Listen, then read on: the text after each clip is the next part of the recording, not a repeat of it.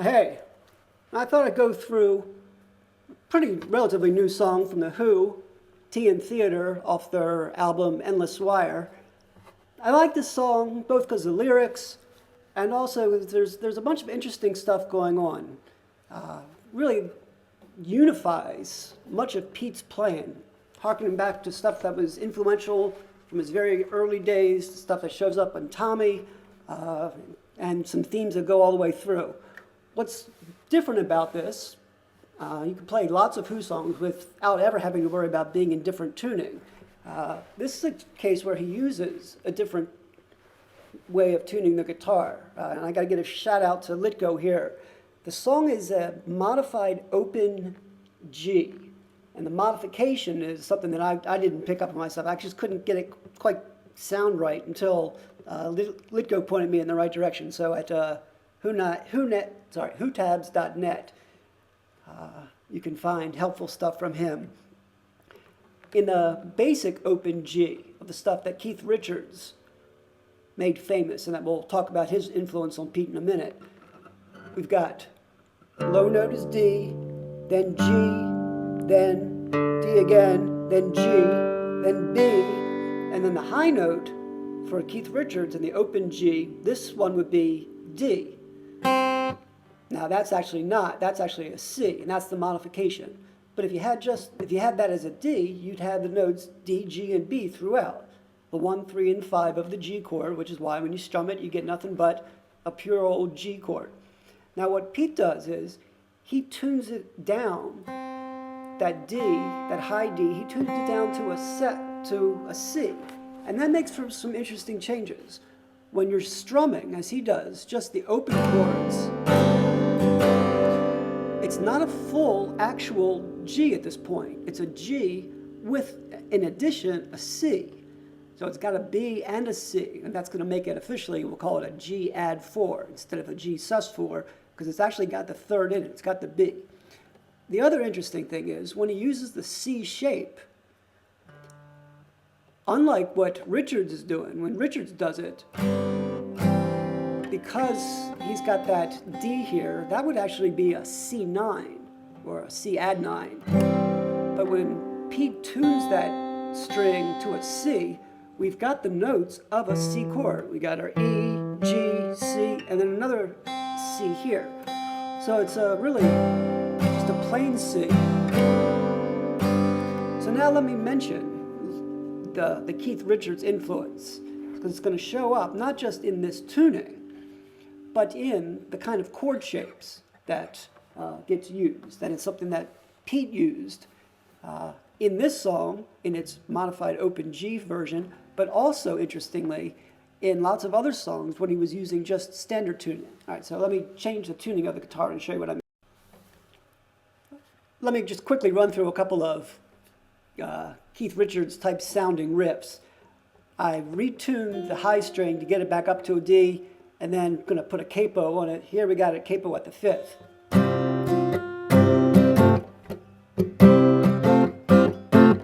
All right, that might sound a little familiar.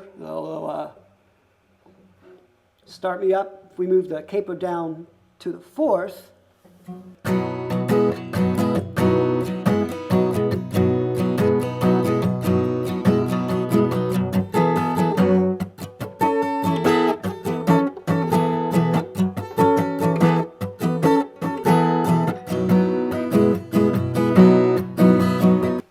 so the idea is, sort of classic Keith Richards sound is open G tuning, barring, and then using this hammer-on of really an A minor 7th shape or a partial C, which is just what we saw Pete doing in those chords that we're going to get to before, when we were playing around with the C and the open G.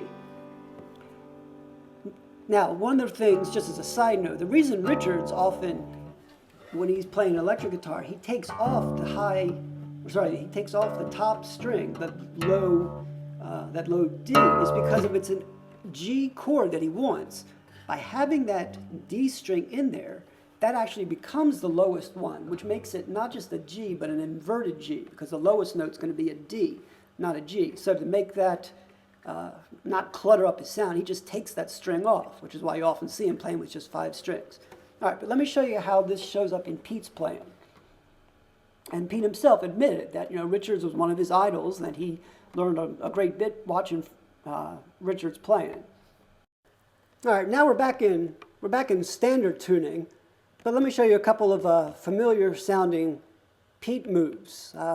Do some of this in another video I've got on Townsend, but just briefly, just remember the same idea is having a barred shape and then throwing in that A minor on top of it.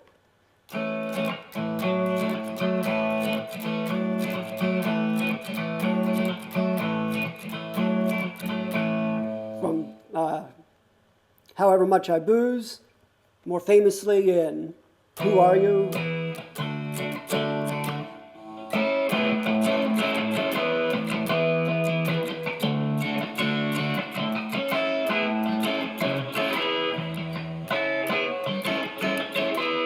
So the same kind of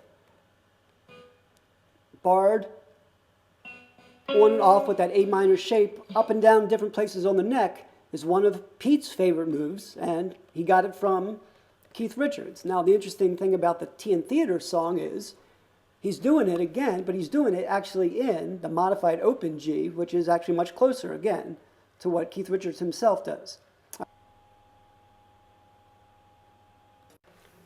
Now I'm going to do a run-through of the song, maybe break it up in half, but I'll do a run-through of the song. There's strumming parts and there's finger-picking parts. The finger-picking parts really come in two different kinds. Both of them are pretty easy. Fortunately, I'm not a very good finger-picking player, so you can get by with just using the pick or actually using some finger-picking. Pete puts the pick in his mouth, actually, if you ever see the videos when he's doing that. And I think it's probably just for the different sounds you get by using your fingers. Right. The way the song starts off is going to be with a little riff.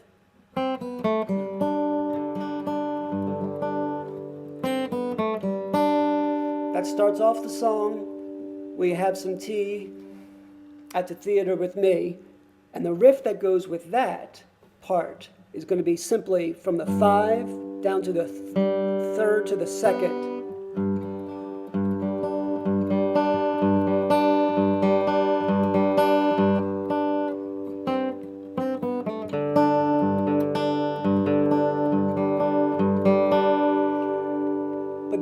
There's going to be a transition. We'll do a little lick. First, we're going to slide it down.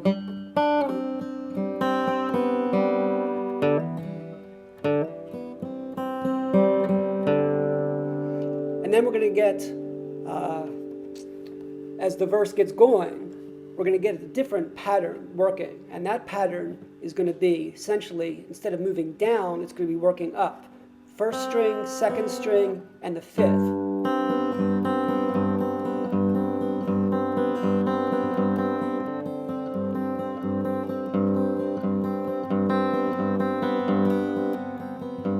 And when he's doing that picking pattern, what he's basically going to do is we're going to sing is he just moves his 1st finger on his left hand. He's just going to move it up the neck, starting at the 1st, up to the 3rd, briefly at the 6th, then down to the 5,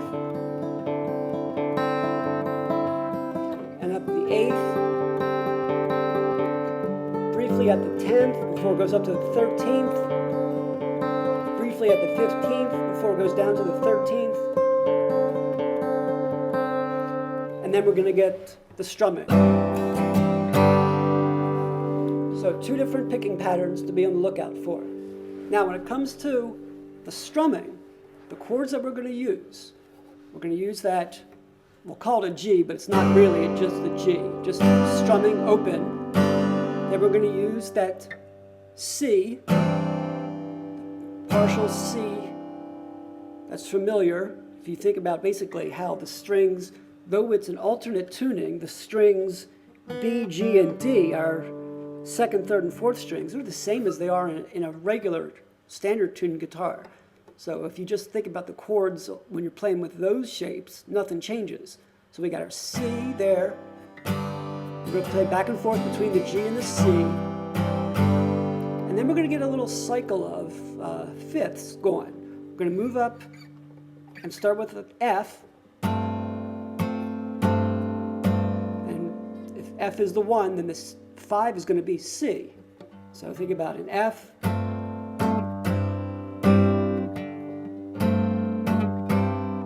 So again, really, it's that Keith Richards. And to see that that's a C, just look at it the way it would look at a regular, standard way you play it, just like that. So we're just focusing on that barred part. We got our little F.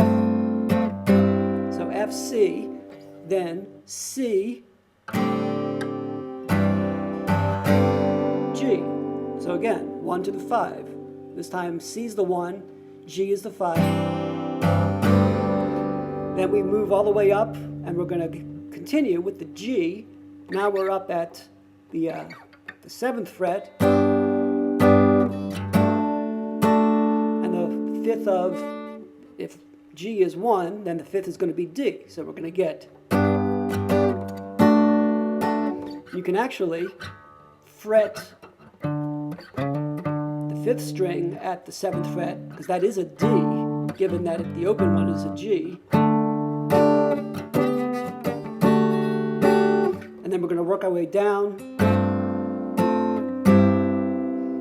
F and the C again, and then a fast way of ending the verse is going to be an E flat.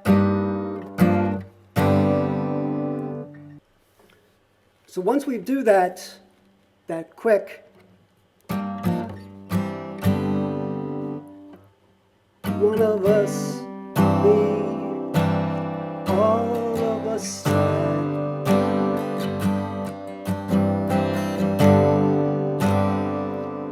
Then we're going to begin again with the finger picking pattern, but it's going to be what you call finger picking pattern 2. It's going to go back to the one that starts on the first string and works its way up.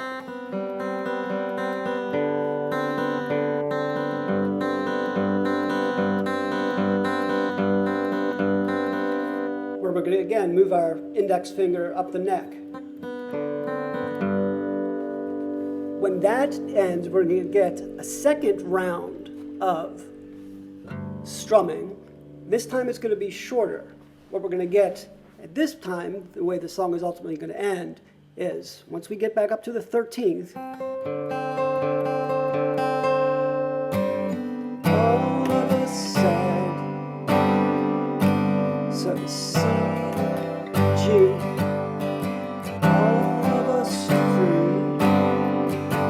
Before we walk from the F, C stage. Again, that will you have some tea?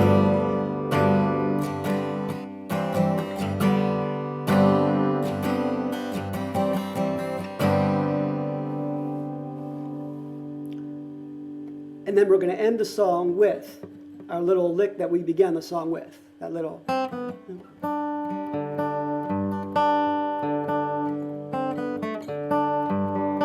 So the first finger picking pattern that we used. All right? So actually, turns out after I recorded a couple times with my singing, it was just so terrible that I thought I'd do it just instrumental. What I'm going to try to do is capture something along the lines of the live version, because there you really hear Pete strumming in a way that captures the classic Pete approach to guitar. So it's slightly different than what you get on the album itself, which is not quite as intense. And also, the live versions give you more room to figure out what kind of strumming pattern you want to go for.